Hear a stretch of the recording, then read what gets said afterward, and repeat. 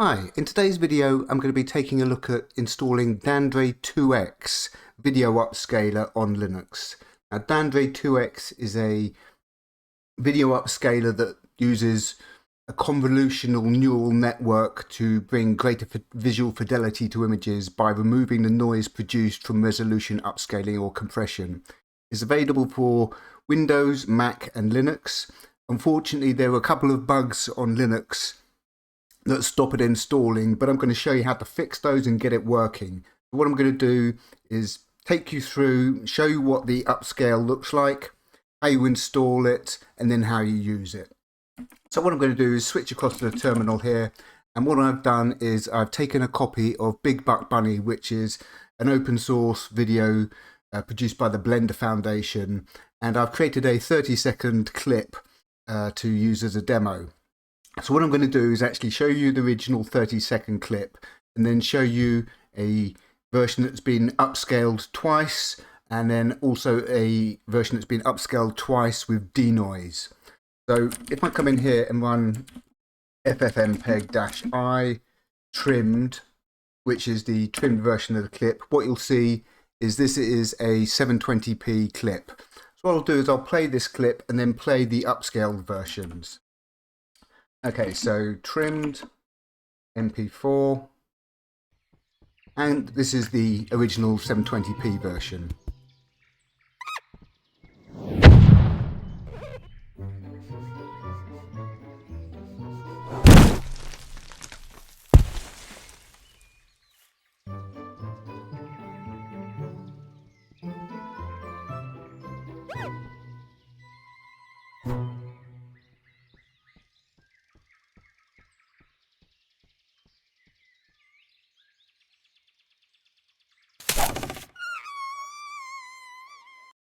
Okay, so that was the 720p version. What I'm going to do now is show you the version that's been upscaled by a factor of 2. So if I run ffmpeg-i ffmpeg in trimmed times 2, what you'll see, this has been upscaled to 2560 by 1440. So it was originally 1280 by 720 and we've upscaled it twice. So I'll play the video and you can have a look at the difference.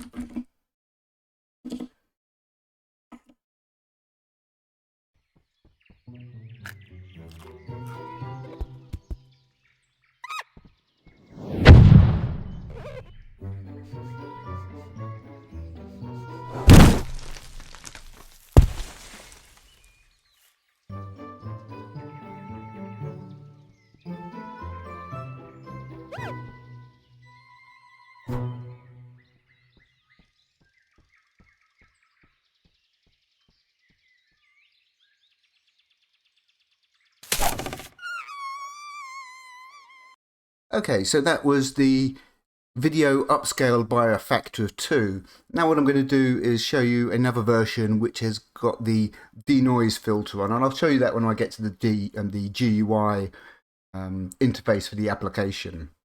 So MPV trimmed 2x denoise level 1.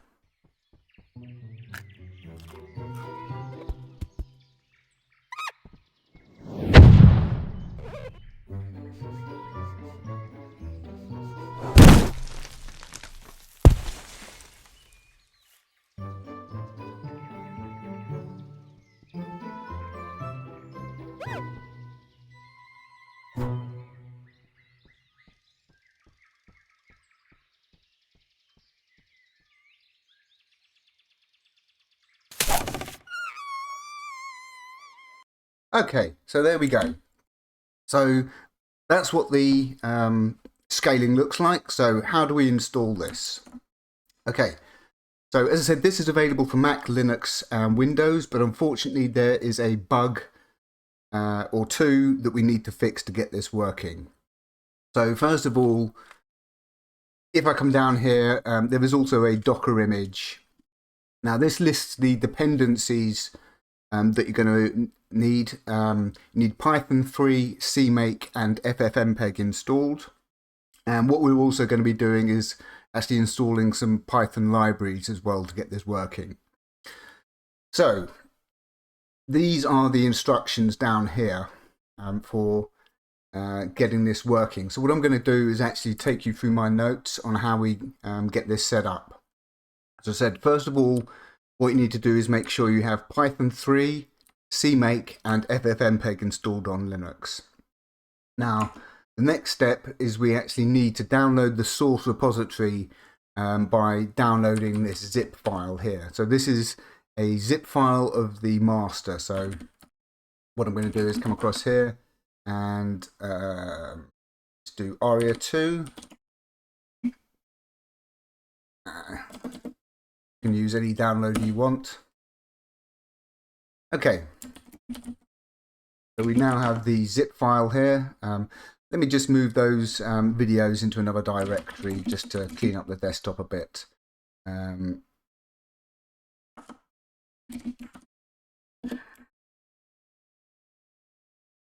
this quick tip here, this is how you can move multiple file types with the move command.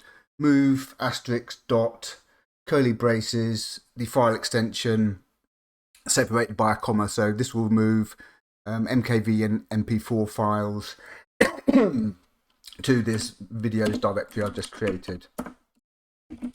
Okay, so that's cleaned things up a bit. So we'll unzip the Dandere2x directory here and then remove the zip.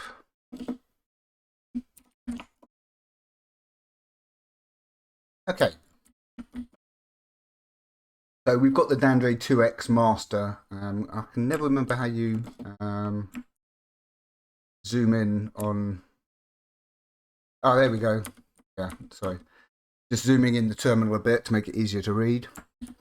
So we've done the first step. We've downloaded the zip. So what we actually need to do now is edit a particular file. So in the Dandere2x zip file that we've just extracted, what we need to do is edit this file, Dandere2x-master, Dandere2x_cpp plugins block_plugins block.cpp. You could do this with any editor you like, and I'm just going to use Emacs for this. So Dandere2x CPP plugins block CPP, and what you'll see here is if I open this file, come down and zoom in a bit, what you'll see is this section here, include block.h. Now what happens is when you try and compile this, you'll get an error saying int 32 is not defined or something or other. I forget what the exact error is, but thankfully it actually prints out the fix for us. So the fix is to do this. Under include block.h, what we need to do is add include cstdint in angled brackets here. Okay, so the file we edited was Dandere2x master Dandere2x_cpp plugins block_plugins block.cpp, and we add this bit of code, include angle brackets cstdint. Right, that's the first step. Okay, so what we next need to do is navigate to the source directory inside the root of Dandere2x. So if we have a look, Dandere2x master, you see there's a source directory in there. So we need to change directory into the source, and you'll see here the actual gubbins of the program. So what we need to do is we need to run this script unix_setup.sh. And even though this is called unix_setup.sh, it is for Linux. This procedure may be the same on Mac as well. I haven't tried it, so this fix may be the same on the Mac. So what we need to do is run this script, unix_setup.sh, which is this file here. And as you can see here, this file is already executable, and we can tell that by the color and also the permissions here. So we need to make sure this is executable. So what we do is we run thing here. This is going to go through and use CMake to actually pull down everything. So if I come across into here, what we can do is, if we look in the source, Unix setup. So I actually have been through this code and verified that it's all legit, and it's not going to do anything dodgy or have any errors. So what this does, I'll take you through this while this is chundering away here. What it's going to do is actually download Vulkan. So what this application does is it uses Dandere2x NCNN Vulkan, and this will work on all graphics cards. I believe I'm actually using a NVIDIA graphics card. I'm running this on a Dell XPS 15, I think it was 2019 model, with a NVIDIA, it was a 1650 GTX graphics card and 16 gig of RAM. So what this script is actually going to do is it's going to download the Wahoo NCNN Vulkan for Linux and the Wahoo2x NCNN Vulkan for Mac there, if you're on the Mac.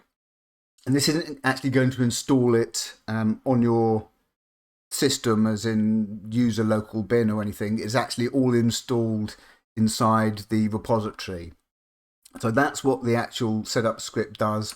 It just goes through, downloads the needed, some of the needed tools, and puts them into place in the repository. So if I come across here, and perfect timing. So what you'll see here is it's now finished, and it's saying setup successful. Install the requirements with pip3 install r requirements.txt, preferable in a virtual environment. Then run Python main 3. This is the next fix. Okay. So what we need to do is actually create a virtual environment. And I've already created one at this location. So I'm just going to change this so it doesn't conflict with what I've got set up already. So I'm just going to call this test. You can call it whatever you like. And then what you'll see here is this is going to create a virtual environment called test in our home directory. Okay. Right. So what we're going to do is run that. So Python -m vemv ~/ whatever you want to call it. On different distributions, Python may be called Python, or it may be called Python 3, so you'll need to adjust commands based on your distribution. So we run that, and that should create a virtual environment. So if I now run that, you'll see we have created this Python virtual environment here. So the next step is we actually need to activate this. And change this to test. So what we need to do is run source ~/ bin activate. Okay, so that's activated the virtual environment. However, we're getting to the next step. Okay. Now, if you try and run the Python, pip install requirements thing, it's going to fail. It's going to throw an error. And the error is that what you need to do is you have to edit the pyvenv.cfg configuration file in the Python environment and change the set include system site packages to true, and then save the changes. So let's do that. So test. So you can see here we have got pyvemv.cfg.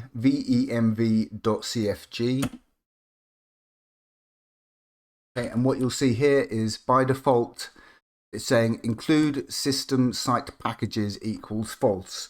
And what we need to do is change this to true.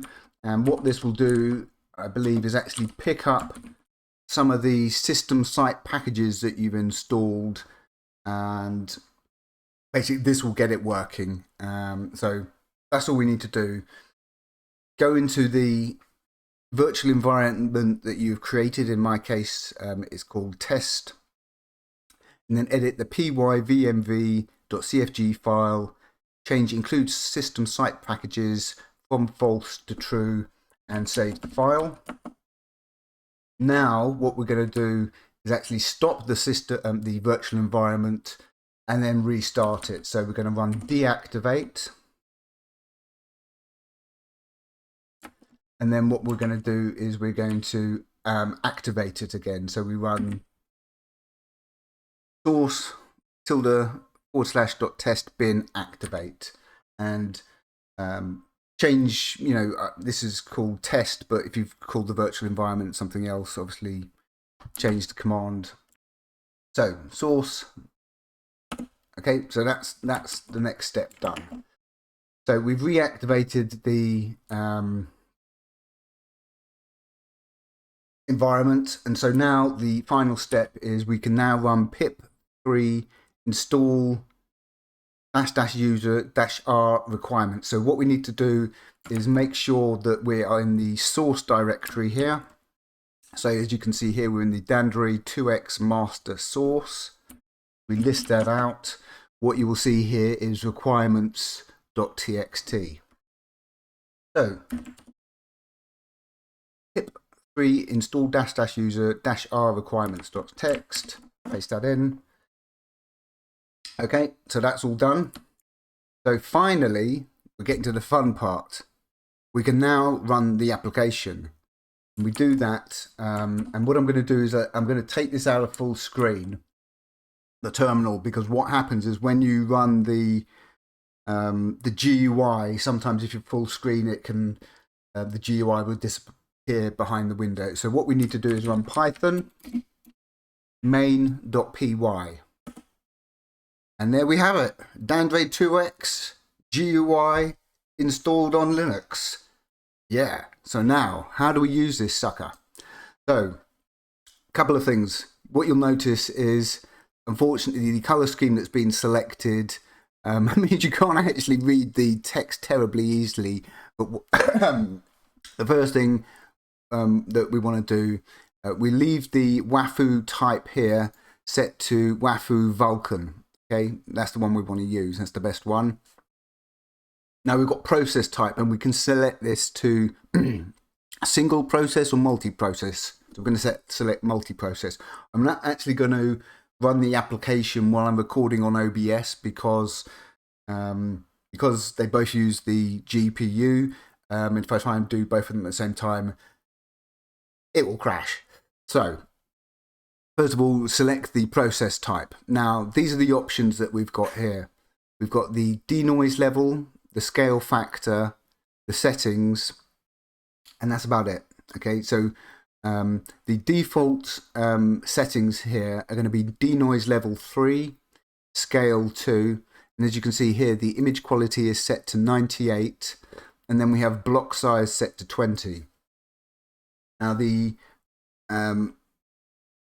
I believe generally it's best to keep the block size about 20. I think the way this works is you can set it to a higher block size, which will give it more information to work with, but it can introduce artifacts. Okay, so what you can do is you can change the denoise level. You can go through and change the denoise level, but by default it's set on 3. But what I noticed sometimes on a couple of test videos I was doing, that it can make it look a bit artificial. So what you want to do is actually go through and check, trim a small clip, 10 seconds or something, and play around with the denoise level and see what works for you best. So as I showed you in the video, when I was doing the demo at the beginning, I had two versions of the video I did. I did one with a scale factor of 2 with no denoise, and then one with a scale factor of 2 and denoise level 1. So you're going to have to check the denoise level to make sure it doesn't produce any weird looking artificial output in the video. So I'd recommend on free, I have found it can make things like hair and stuff look a bit weird. So I would start off with 0 and then gradually increase it to see if there's any issues. Now here we have the scale factor, and the scale factor by default is going to be set to 2. And as you can see here, I actually have an option for 4x. Now the options you have here are probably going to depend on your GPU as to what it's capable of. So all you need to do is come through and do these steps. Set the process to multi-process. You can leave these settings alone here. By default, it's going to be scale factor 2, and then just go through and change the denoise. So what you basically do is you go select video.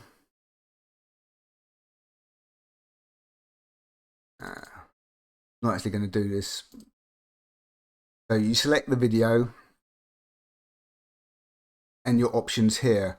Now what happened was this was a 720p video that I upscaled by a factor of 2. When I tried to upscale by a factor of 4, I ran out of memory. I've only got 16 gig of RAM on this machine, and trying to upscale a 720p video by 4x just bottomed out. Okay, so that is one thing to be aware of. So leave it on 2, go through the denoise levels and on a couple of clips and see what looks best, and then basically all you have to do is click upscale. And what it will do is it will then actually start going through the video, analysing it, creating lots of clips, and then finally it will join them all together and it will say finished when it's done. Another note is you can actually, once you click upscale, you can actually close the GUI and it will continue in the terminal. Okay, so this is the GUI. As you can see, dead simple to use. Select the process type, denoise level, scale factor, select the video, click upscale. I mean, pretty idiot proof really. I'm just going to close that. So as you can see, we've got it all set up and all all working. So let's just have a quick go through those videos again. So what I'll do is I'll just give you a quick recap of those videos to show you what it looked like. So first of all, here was the 720p video. You can see. So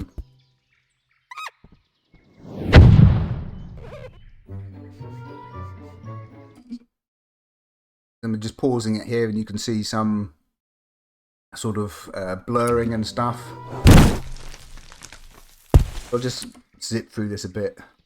Actually, it'd be interesting to look at it's quite good to look at the bunny here. So we've got the bunny here. So this is a good example frame to actually look at to compare, because it's got a lot of hair in it, and we can actually use that to judge the sharpness and the quality of the video. So this is the 720p version.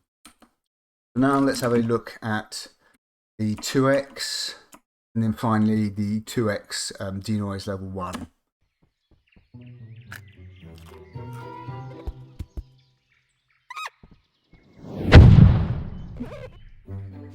I'm just going to pause it. You can see some kind of noise around here, which you can pick up more when you actually pause the video. But you can see the vines are looking really sharp there.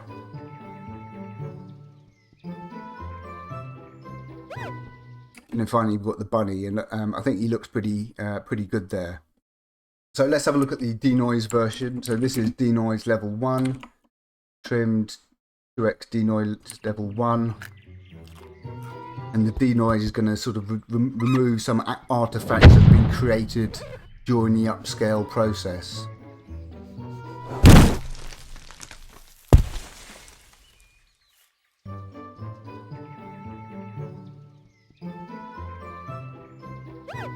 Okay, and there's the bunny again. So you can see he's looking pretty good there.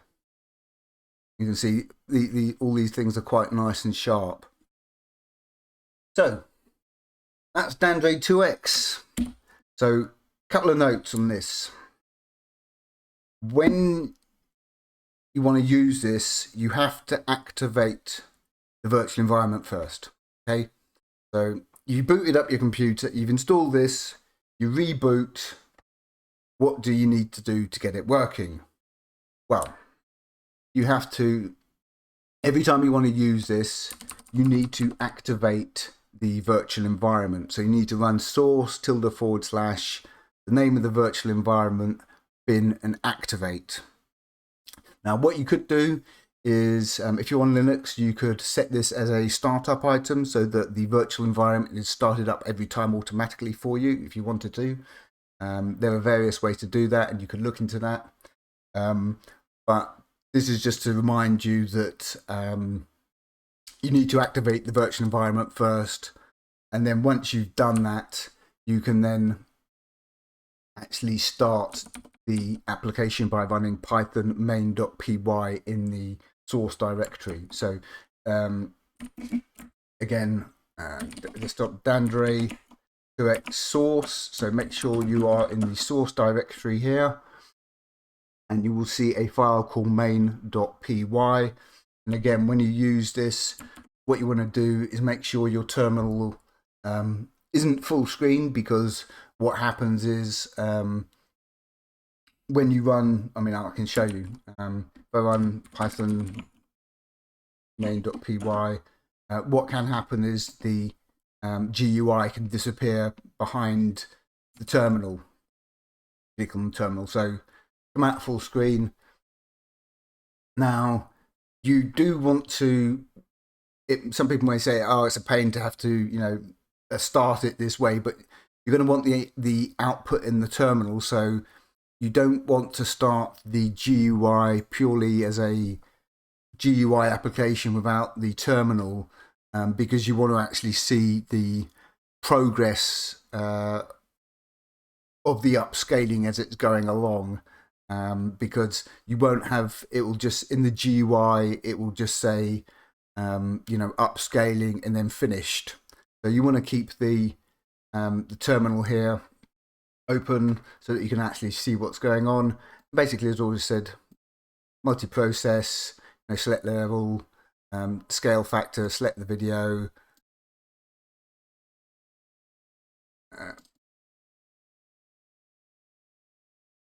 and click upscale. That's all there is to it. Dead simple. And as I said, be careful using the scale factor. So a 720, a 1280 720p video, when I tried to upscale by a factor of 4 with a 16 gig of RAM and NVIDIA, was it 1650 GTX card, basically it crapped out. The GNOME killer, I think it's called killer, is a thing that detects when your system's running out of memory, and then it will kill the process. So that's good, so it doesn't crash the computer. But just be aware of that if you're going to use this. So that's all for now, and I hope that helps.